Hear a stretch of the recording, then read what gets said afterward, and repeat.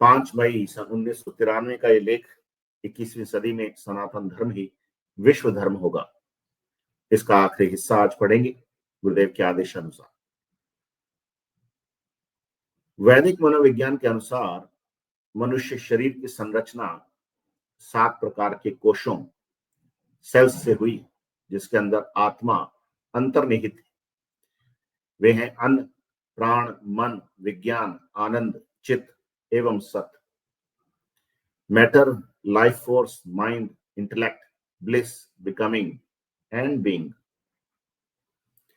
प्रथम चारों कोश तो मानवता में चेतन हो चुके हैं।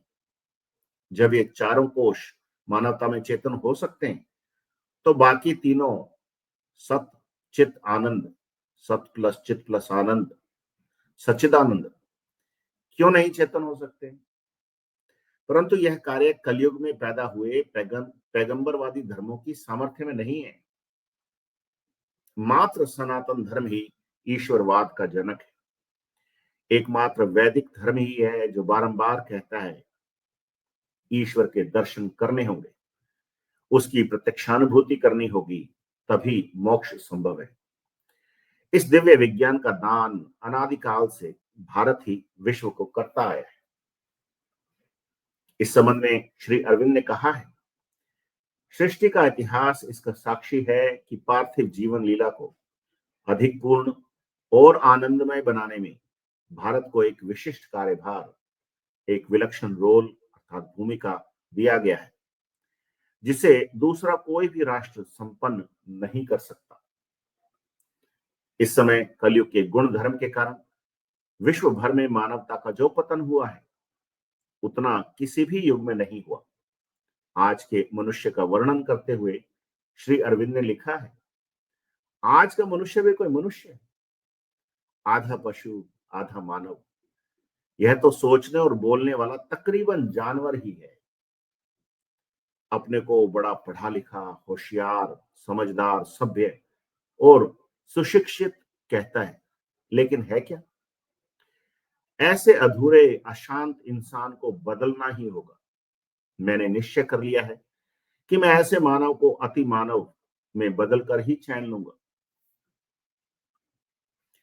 श्री अरविंद ने विश्व के वर्तमान मानव के गहन अध्ययन के साथ साथ उत्तराधिकारी मानव को जितनी गहराई से देखा है उतना विश्व के किसी भी दार्शनिक ने नहीं देखा।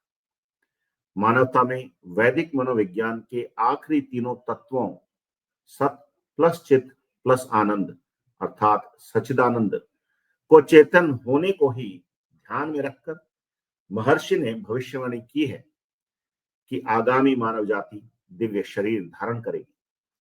इसी संदर्भ में श्री अरविंद की निम्नलिखित घोषणा बहुत ही महत्वपूर्ण है। यह घोषणा गीता के 4थे अध्याय के 7वें और 8वें श्लोक पर आधारित है। 24 नवंबर 1926 को श्री कृष्ण का पृथ्वी पर अवतरण हुआ था। श्री कृष्ण अतिमानसिक प्रकाश नहीं है। श्री कृष्ण के अवतरण का अर्थ है अधिमानसिक देव का अवतरण, जो जगत को अतिमानस और आनंद के लिए तैयार करता है। श्री कृष्ण आनंदमय हैं। यह अतिमानस को अपने आनंद की ओर उद्बुद्ध अर्थात इंस्पायर करके विकास का समर्थन और संचालन करते हैं। श्री अरविंद के अनुसार मानवता में अवतरित यह दिव्य सत्ता अपने क्रमिक विकास के साथ 1993 के अंत तक संपूर्ण विश्व के सामने प्रकट हो जाएगी। शक्तिपात दीक्षा से जब साधक की कुंडलिनी जागृत हो जाती है तो उसे निरंतर इंद्रियातीत दिव्य अक्षय आनंद की प्रत्यक्षानुभूति होती है। इस दिव्य आनंद के सामने सभी नशों के आनंद तुच्छ लगने लगते हैं। सभी नशों से दिल से घृणा हो जाती है और सभी प्रकार के नशे बिना किसी प्रकार के कष्ट के स्वतः छूट जाते हैं। यही नहीं, इस दिव्य आनंद के कारण मानसिक तनाव पूर्ण रूप से शांत हो जाता है तथा इससे संबंधित सभी रोग जैसे उन्माद, पागलपन, रक्तचाप, अनिद्रा आदि सभी बीमारियां बिना दवा के स्वतः ठीक हो जाती। जो मनोरोगी विद्युत उपचार और इंसुलिन चिकित्सा से भी ठीक नहीं हुए, वे इस शक्तिपात दीक्षा से मिलने वाले आनंद से पूर्ण रूप से रोग मुक्त हो चुके हैं। इसके अतिरिक्त जो शारीरिक असाध्य रोग होते हैं वे सभी यौगिक मुद्राओं से ठीक हो जाते हैं, क्योंकि उस जागृत शक्ति कुंडलिनी में ज्ञान की पराकाष्ठा है। उससे किसी रोग का इलाज छिपा हुआ रह ही नहीं सकता है। हमारे शास्त्रों में इसे जगत जननी कहा है। भौतिक विज्ञान के शोधकर्ता जब अंतर्मुखी होकर शोध करेंगे तो उनकी असंख्य समस्याओं का आसानी से पूर्ण समाधान हो जाएगा। मैंने तो मात्र अपने शरीर रूपी ग्रंथ को ही सदगुरुदेव बाबा श्री गंगाईनाथ जी योगी ब्रह्मलीन की अहेतु की कृपा के कारण ही पढ़ा है, और इसे ही पढ़ाने सदगुरुदेव के आदेश से विश्व में निकला। सदगुरुदेव का आदेश है कि कोई भी व्यक्ति इस गुरु प्रसाद के लिए आता है तो वह खाली हाथ नहीं लौटना चाहिए। अतः विश्व के सभी सकारात्मक जिज्ञासु स्त्री पुरुषों को सच्चाई जानने के लिए सप्रेम आमंत्रित करता हूं। तो ये गुरुदेव का लेख है। आज वो पूरा हुआ, 5 एपिसोड लगे, लेकिन इस लेख को अगर आप एक सार पढ़ना चाहते हो, एक बार उसको दोबारा से देखना चाहते हो एक सीक्वेंस में, तो दोबारा से देख सकते हो। यहां गुरुदेव ने बहुत गहरी बातें समझाने का प्रयास किया। लेख तो कईयों ने कई बार पढ़ा होगा, मैंने भी पढ़ा, लेकिन हर बार कोई ना कोई नई चीज गुरुदेव सिखाना चाहते हैं। तो चलिए देखते हैं गुरुदेव हमको इस बार क्या सिखा रहे हैं और क्यों सिखा रहे हैं। क्यों तो गुरुदेव ही जाने, लेकिन क्या सिखा रहे हैं उतना तो पता चल ही सकता है। आत्मा के बारे में प्रैक्टिकल बात गुरुदेव ने ये बताई कि 7 कोश जिससे इस मानव शरीर की रचना हुई, उन सब के अंदर अंतर्निहित है आत्मा, छिपी हुई है, ढकी हुई है उन 7 में।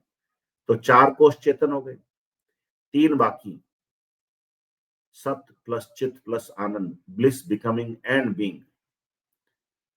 तो सच्चिदानंद होने के लिए इन तीनों कोशों का जो पट्टी से लगी रहती है, बाबा लोग लगाते, गंगाईनाथ जी महाराज के लगी रहती, वो गुरुदेव रामलाल जी से आंख नहीं लगाई, वो तो उनको पता था इधर ही है वो तीन।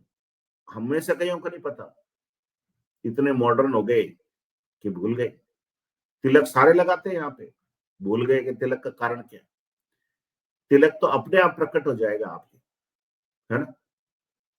और वो एक ऐसी कोई और ऐसी धारी सी बनती यू टाइप का कुछ, वो भी अपने आप दिखना चालू हो जाएगा। कईयों को दिखता है, कईयों को दिखता है। तो वो आत्मा 7 कोशों में निहित है, अंतर्निहित। अब 4 कोश हो गए चेतन, 3 रह गए बाकी। तो 4 हो सकते हैं तो 3 भी हो सकते हैं। कोई ना कोई तरीका तो होगा उसका। पर गुरुदेव ने यहाँ कह दिया कि भाई ये जो पैगंबरवादी धर्म है ना, ये इनके बस की बात नहीं है, इनके सामर्थ्य की बात नहीं है। They are highly incompetent to awaken these 3 तत्व, सत प्लस चित प्लस आनंद। क्योंकि ये सच्चिदानंद होना है, सच्चिदानंद होने का मतलब परमात्मा होना है। अब पैगंबरवादियों के लिए परमात्मा होना एक तरह से ईश निंदा है। हमारे यहाँ तो सारे परमात्मा है, आप भी परमात्मा, मैं भी परमात्मा, इसलिए ये लोगों के बस की बात। तो किसके बस की बात है वो गुरुदेव बता रहे हैं कि चलो अपन ही कर देंगे। सनातन धर्म करता आया है, क्योंकि वो ईश्वरवाद का जनक है। ईश्वर है, ईश्वर होता है, उसको देखा जा सकता है, और वो बार बार ये कह रहा है कि उसकी प्रत्यक्षानुभूति करनी होगी, ईश्वर के दर्शन करने होंगे। अगर दोबारा नहीं आने चाहते हो ना, तो उसकी प्रत्यक्षानुभूति करनी होगी, तो ही मोक्ष संभव है। नहीं तो आते जाते रहो, कोई मना नहीं है। तो अब ये जो ज्ञान है, ज्ञान तो है, थ्योरी है, सिद्धांत है, दर्शन है। जब तक इसका प्रैक्टिकल नहीं हो जाए तब तक कौन मानेगा अपनी बात, और गुरुजी को कोई क्यों मान लेगा। ऐसे गुरु खूब है मार्केट में बोलने वाले, इससे अच्छे अच्छे बोलने वाले, पर प्रैक्टिकल कोई नहीं करवा पा रहा। प्रैक्टिकल केवल गुरुदेव रामनाथ जी से आप करवा पा रहे हैं। और इसलिए महर्षि अरविंद की पूरे लेख का जो निचोड़ है ना, पूरी बात का निचोड़, उनके जीवन का सार, वो गुरुदेव ने इस लेख के माध्यम से प्रकट करने की कोशिश की कि ये ज्ञान जो है ये तो भारत अनादिकाल से विश्व को करता आया है, आगे भी करेगा। इसी से भारत जो है वो विश्व गुरु बनेगा। टेक्नोलॉजी में कुछ कर लो और धोखाधड़ी में कुछ कर लो और नेतागिरी कर लो, उससे नहीं बनेगा। ये सच्चा विज्ञान प्रकट कर देंगे हम दुनिया के सामने, तो भारत को विश्व गुरु माना जाएगा। और कहीं हो नहीं सकता। कोई ऐसा तो है नहीं कि यहां से मैटर लेके चले जाओ और अमेरिका के लेबोरेटरी में टेस्ट कर लो। ये तो गुरु से अंदर से जुड़ने से, उसके आगे हाथ जोड़ने से, प्रार्थना करने से ही मिलता है। और गुरु भारत में पैदा हुआ, अवतरण हुआ 24 नवंबर 1926। तो ये चीज भारत की देन है और ये सनातन धर्म की देन है, क्योंकि हम ही ईश्वरवाद के जनक। कि ईश्वर होता है भाई, ईश्वर सबके अंदर होता है, सबके अंदर आ सकता है, प्रकट हो सकता है। ये बड़ी बड़ी बातें अपन ही करते हैं, बाकी कोई किसी के समझ के बाहर की बात है। तो महर्षि अर्जुन ने जो बात कही है उसको समझने की कोशिश करें कि सृष्टि का इतिहास इसका साक्षी है कि पार्थिव जीवन लीला को अधिक पूर्ण और आनंदमय बनाने में भारत को एक विशिष्ट कार्यभार और एक विलक्षण रोल दिया गया है, जिसे कोई दूसरा कर नहीं सकता। तो पार्थिव जीवन है, पार्थिव पार्थिव शरीर जैसे होता है, खत्म हो जाने वाला। लेकिन इसी पार्थिव शरीर में अमरत्व आ जाए तो उसको पार्थिव अमरत्व कहेंगे, टेरेस्टेरियल इमोर्टिलिटी कहेंगे। तो इस जीवन में इस पार्थिव शरीर को, पार्थिव जीवन की लीला को अधिक पूर्ण और आनंदमय बनाया जा सकता है। जीते जी परमात्मा के दर्शन किए जा सकते हैं, अपनी आत्मा का साक्षात्कार किया जा सकता है। तो क्या होगा? तो पूर्ण हो जाएंगे। अब ये काम भारत करेगा और कोई नहीं कर सकता। जितना पतन दुनिया में हुआ है, कलयुग के गुण धर्म के कारण हुआ है, मानवता का पतन हुआ है। तो आज के मनुष्य की जो फजीती उड़ाई, जो दो टूक शब्दों में महर्षि अरविंद ने आज के मानव को बताया, व्याख्या कर दी उसकी, बड़ा रोचक है। उसको पढ़ना मजा भी आता है। जैसा वो कहना कहना चाहते हैं उसे, वो अगर उनकी आत्मा आ जाए ना तो फिर उन्हीं स्टाइल में बोल के बताए। तो वो यही कह रहे, आज का मनुष्य भी कोई मनुष्य है, आधा पशु आधा मानव। ये तो सोचने और बोलने वाला तकरीबन जानवर ही है। जानवर बेचारे बोलते नहीं, सोचते तो होंगे, बोलते नहीं। उनकी अपनी बोली होती होगी, लेकिन कोई वर्नाकुलर भाषा नहीं है उनकी, है ना। पॉलिटिकल मामला है, भाषाएं क्या होती है, बोलियां क्या होती है, वो अलग चीज है। लेकिन ये हम पढ़े लिखे जानवर है, ऐसा समझो, जो बोल भी सकते हैं, सोच भी सकते हैं, पर हैं पशुवत। हम बहुत होशियार समझते हैं, समझदार समझते हैं, सभ्य सुशिक्षित समझते हैं, पर ऐसे हैं क्या? तो हम अशांत हैं। अब ऐसे अशांत इंसानों को बदलना ही होगा। और महर्षि अरविंद ने कहा, मैंने निश्चय कर लिया है कि ऐसे मानव को अति मानव में बदल कर ही चैन लूंगा। अति मानव, जहां अति मानसिक विकास होता है, आनंद होता है, वो अति मानव है। मानवता का पूर्ण विकास जो है उसको आप अति मानव मान लो। तो महर्षि अरविंद को जब इतना दर्द हुआ ये मानवता तथा कथित मानवों को देख करके, सारे पशु के पशु नजर आए। जितने युद्ध दुनिया में हो चुके हैं लिखित इतिहास में, और वो परमात्मा के नाम से हुए, धर्म के नाम से हुए, तो इसका मतलब उन युद्धों में तो परमात्मा था नहीं, वो तो पशु ही थे। कोई दानव ही था जो युद्ध लड़ता था एक साइड से, दूसरी साइड वाला ज्यादा ताकतवर दानव था, वो भी युद्ध लड़ता था। तो युद्ध ही तो हुए, अभी शांति हुई कहाँ? तो महर्षि अरविंद ने इतना बड़ा काम ले लिया, बताओ, कि ऐसे अधूरे अशांत इंसान को बदलना है और उसका पूर्ण विकास होना है। अब उन्होंने ठान ली तो गुरु जी को भी करना पड़ा। तो अब जो परिवर्तन आ रहा है वो हम सब में आ रहा है। तो जो इंसान देखे महर्षि अरविंद ने, और जिनको, जो भविष्य में होने वाले इंसान है उनको देखा, जितनी गहराई से अरविंद ने देखा और कोई दार्शनिक देख नहीं सका। तो इन तीनों तत्वों को चेतन करने को ध्यान में रख करके ही महर्षि अरविंद ने कहा था आगामी मानव जाति दिव्य शरीर धारण करेगी। और फिर उसकी तारीख भी घोषित कर दी कि कौन आके करेगा। वो अधिमानसिक देव जिसका अवतरण दिवस मनाया ना अपन ने अभी 24 तारीख को, वो आके करेगा। तो अब वो जो उत्तराधिकारी मानव है ना, वो अपन है सारे। हम सबको महर्षि अरविंद ने पहले देखा, दिख गया कि ऐसी टेक्नोलॉजी होगी और ये स्ट्रीम यार्ड स्टूडियो में बैठ के काम करेंगे। गुरुजी के अवतरण की बात दिख गई उसको, पहले गुरुदेव आएंगे 1993 तक ये कार्यक्रम कर देंगे, ये सब उसने देख लिया। तो वो जो घोषणा की गई है वो गीता के, भगवत गीता है उसके चौथे अध्याय के 7वें और 8वें श्लोक पर आधारित। मैंने वो देखा नहीं पढ़ के, फिर आप पढ़ के देख लेना, मैं भी देखूं।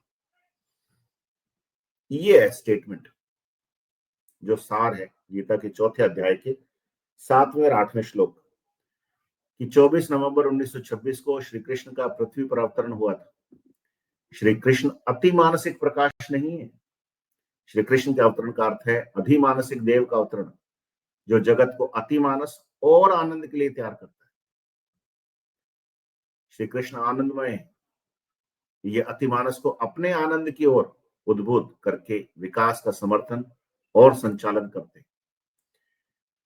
तो वो जो अद्वितीय आनंद, अक्षय आनंद, इंद्रियातीत आनंद, ईश्वर ध्यान जनित आनंद, 5 प्रकार के आनंद का वर्णन किया, ये सारा आनंद आप गुरुदेव का मंत्र जपना चालू करोगे उससे आना शुरू हो जाएगा। कहां से आता है उसका राज कबीर ने खोला। कबीरा धारा अगम की, सदगुरु ये लखाए, उलटता ही पढ़िए सदा, स्वामी संग लगाए। धारा को उलट दो तो राधा हो गया। तो साधकों के अंदर से उनके सवालों का जवाब मिल रहा है। एक अनुभूति है गुरु बहन पूजा गुप्ता की, पिछली बार चूक गई थी, वो सुनाएंगे आज आप। उसमें भी यही बात कही गई है, जो चीज हो रही है बिल्कुल टाइम से हो रही है, बिल्कुल वैसे हो रही जैसे होनी है। तो ये मानवता में अवतरित हो गया ये दिव्य सत्ता गुरुदेव श्री रामलाल जी सियाल, और अपने क्रमिक विकास के साथ 1993 के अंत तक संपूर्ण विश्व के सामने प्रकट हो जाए। तो 1990 के आसपास से गुरुदेव ने जब दीक्षा देना शुरू किया तो हल्ला तो मचा। एड्स ठीक हो गया, कैंसर ठीक हो गया, हेरोइन के इंजेक्शन खाते थे लोग, वो नशा छूट गया और हट्टे कट्टे बैठे, मरे नहीं। ये सारी चीज जो हुई ये दुनिया के लिए एक संकेत, इंडिकेटर है कि वो परम सत्ता आ गई, जिसको ईसाइयों ने कंफर्टर का है, सहायक आवेगा, और यहूदियों ने उसको मसीहा, ये वही है। अब ये काम गुरुदेव ने प्रैक्टिकल कैसे किया? कुंडलिनी जागरण के माध्यम से। जब कुंडलिनी जागृत हो जाती है तो फिर एक इंद्रियातीत आनंद आता है, दिव्य आनंद, अक्षय आनंद। इसकी प्रत्यक्षानुभूति होती है, थ्योरी नहीं है, केवल शब्द नहीं है, प्रैक्टिकल होगा। अभी कईयों को मेरी बात सुन करके पता नहीं क्या आनंद आ रहा है, कहां से आ रहा है मेरे को ही नहीं पता, लेकिन आनंद आ रहा है। अब वो तो जिसको आ रहा है वही अनुभव कर सकता है। मेरे को अगर इस बात में आनंद नहीं आता तो मैं ये बात ही नहीं करता। कोई ऐसा नहीं है कि कोई जोर जबरदस्ती कर रहा है मेरे साथ, लेकिन ये आनंद आ रहा है इसलिए कर रहे हैं। जब ये आनंद आने लग जाता है तो सारे नशे अपने आप छूट जाते हैं, और हजारों के छूट गए। बाड़मेर में तो खूब अफीम ची है, हजारों लोगों का अफीम छूट गया। तो इस नशे की भरमार आ जाने दो, फिर बाकी दुनिया के सारे नशे अपने आप छूट जाएंगे। केवल राम के नाम का नशा रखो। राम के नाम में नशा होता है ना, उसी की बात की, और इससे सारे रोग ठीक हो जाते हैं। High blood pressure, low blood pressure, अनिद्रा, रक्तचाप, सब, कैंसर, एड्स, जो वो लगाते झटके देते हैं बिजली के मनोरोगियों को, और इंसुलिन से जो चिकित्सा की जाती है उससे जो ठीक नहीं होते, इससे ठीक हो जाते। तो कोई रोग असाध्य नहीं। थ्रोम्बोसाइटोपिनिया एक असाध्य रोग है। कोटा की गुरु बहन है शिखा सिंह, ठीक हो गई, आज भी ठीक है। तो पूर्ण रोग मुक्ति के लिए मां कुंडलिनी शक्ति है जो सब जानती है कि इस रोग का क्या इलाज है। डॉक्टरों को तो पता नहीं, आज से 100 साल बाद पता चलेगा, कुंडलिनी को एक क्षण के अंदर पता चल जाएगा, जैसे जागृत होगी ना आपके अंदर एक क्षण में, और फिर कोई रोग छिपा नहीं रह सकता, क्योंकि रोग जो है वो वृत्तियां हैं, वृत्तियां और कुछ नहीं है, अधोगति को प्राप्त हुई हुई आत्माएं।